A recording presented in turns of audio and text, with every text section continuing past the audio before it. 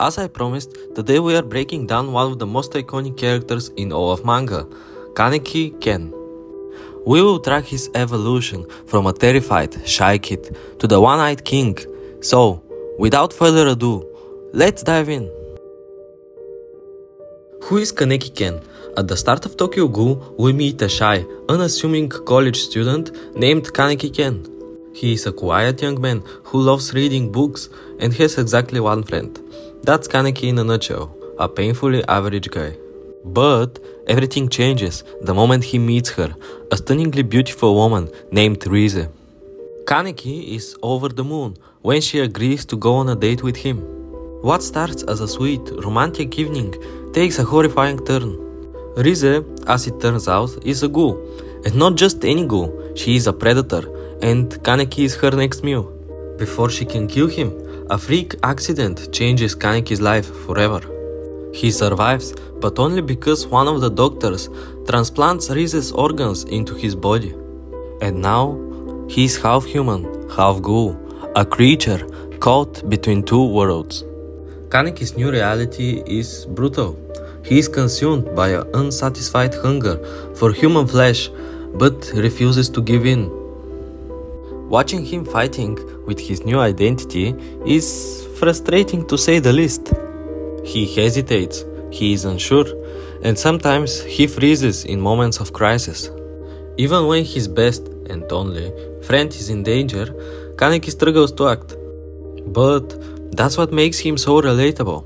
Unlike the cool, stoic protagonists we often see in manga, Kaneki is raw, vulnerable, and painfully human. He doesn't start as a hero, he is just a guy trying to survive in a world he barely understands. As Kaneki adjusts to his new life, he begins to see the world of ghouls for what it truly is. They aren't monsters he once believed. Some are good, some are evil, just like humans. He finds companions at Anteiku, a coffee shop run by ghouls, and for a brief moment, Kaneki seems to find a sense of belonging. But that peace is shattered when he crosses paths with Yakumo Omori, better known as Jason. Jason is a high-ranking member of a ghoul organization pursuing a female ghoul. Their hunt eventually leads them to Kaneki. He is captured, and this is where his character undergoes the most harrowing transformation in the entire story. The leaders of this organization deem Kaneki useless and leave him in Jason's sadistic hands. What follows is a descent into unimaginable suffering. Jason, who loves to play with ghouls, begins his brutal torture. Piece by piece, he dismantles Kaneki, finger by finger, toe by toe. The only thing keeping Kaneki tethered to reality is Jason's twisted game. He orders Kaneki to count backward from 1,000 in increments of 7. It's the only way Kaneki can keep his sanity through the pain. The torture is relentless. Jason allows Kaneki's body to regenerate, only to mutilate him again. Over and over, the cycle repeats, breaking not just his body, but his spirit. And then Jason escalates his cruelty. He inserts a massive centipede into Kaneki's ear, a horrifying act designed to push him to the brink of madness. As Kaneki begins to lose his grasp of reality, his mind creates something to cling to, an illusion of the person responsible for turning him into a ghoul. Haunted by this hallucination, Kaneki's fractured psyche begins to crumble. And this is not the end. Next, Jason forces Kaneki into a cruel and impossible decision to choose between saving a mother or her child. The weight of this choice paralyzes him. How could he possibly condemn one to die? But Jason has no patience for hesitation. When Kaneki refuses to decide, Jason murders both in front of him. And in that moment, the glass shatters. Kaneki's mind breaks. But you are not weak like she was. You have the power to break this chain of grief. I won't let that happen. Anyone who tries to take them from me will get no mercy. And what if your decision ends up being the wrong one in the end? That won't happen because I'm not wrong. What's wrong is this messed up world. But instead of descending into despair, he awakens something deep within himself, a terrifying strength born from his suffering. This video is not about narrating the story, but try to follow Kaneki's path, so I don't want to talk about what's happening with the plot. Instead, I will just say that after the events I just spoke about, he started go around and kill every ghoul he deemed bad, and even cannibalizing from them while he is searching for the doctor that turned him into a ghoul to find answers. Until this action turns against his mind. The more ghouls he consumes, the more his mind begins to fracture. This all comes to a head when he devours one of the doctor's experiments. It's the breaking point. Kaneki loses control entirely, transforming into a half kakuja, a grotesque form resembling a centipede, the very thing that pushed his mind to the edge. For those unfamiliar, a kakuja is a term used for ghouls who consume other ghouls. While this can make them more powerful, it also drives them to madness. In this monstrous state, Kaneki's mind becomes clouded, driven by one primal instinct, hunger. This leads him to cross a line he swore he never would. He harms people, and not just his enemies, but even those he cares about. Kaneki consumes part of investigator Shinohara and injures his ally, Banjo, someone he had vowed to protect. At that moment, it seems he is completely lost. But then, a quiet act of forgiveness becomes an anchor, momentarily pulling Kaneki back from the edge. Later, we see more of Kaneki's internal struggle during an encounter with Touka. In their heated exchange, Touka confronts him with the truth. She tells Kaneki that he is lying to himself. He claims to protect others for their sake, but deep down, it's his own fear of being alone that drives him. That revelation left me speechless. Even after everything Kaneki has endured, after all the strength he has gained, at his core, he is still human. He is still a person driven by the same fears and vulnerabilities we all share, the fear of isolation and the need to hold on to the connections that give his life meaning. Later in the story, the investigators discover that his friends from Anteku are ghouls and a massive operation is launched to eliminate them. Desperate to protect them, Kaneki rushes in and battles an investigator using his centipede form, despite knowing its risks. He comes on top, but is gravely injured, and his hunger overtakes him again. And, as a result, he loses control, tragically devouring his best friend. After he regained his senses, he is horrified by his actions.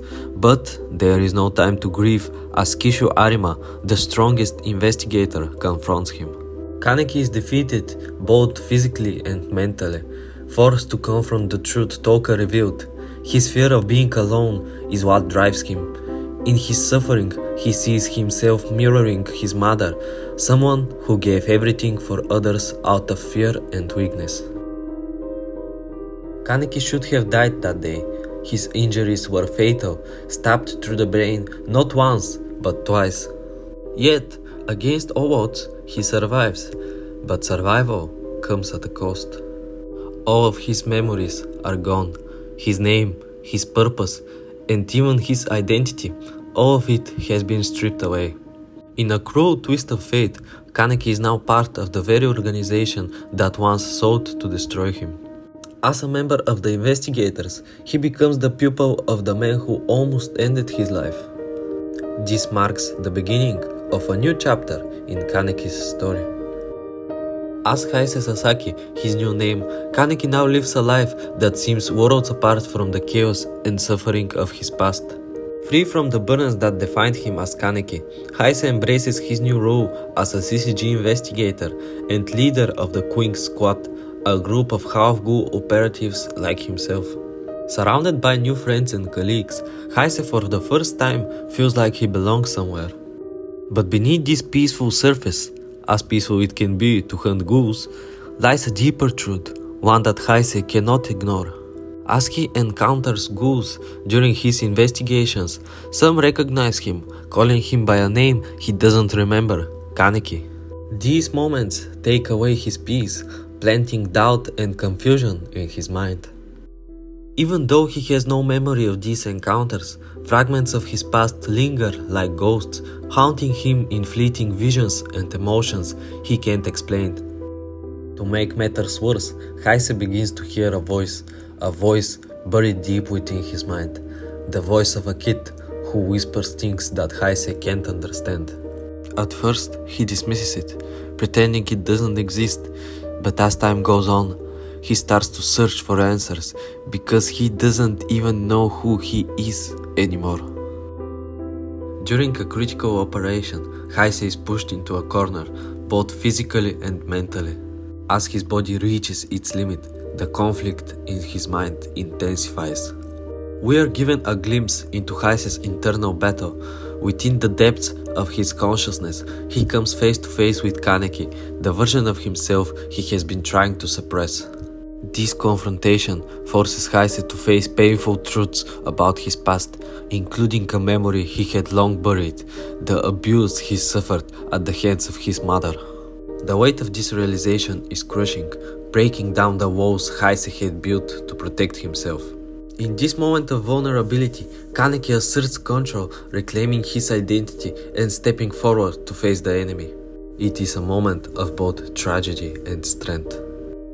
And here, I want to add some opinions. I think Ishida's decision to give the character a new identity, allowing him to deceive himself as a way to cope, is a brilliant narrative choice.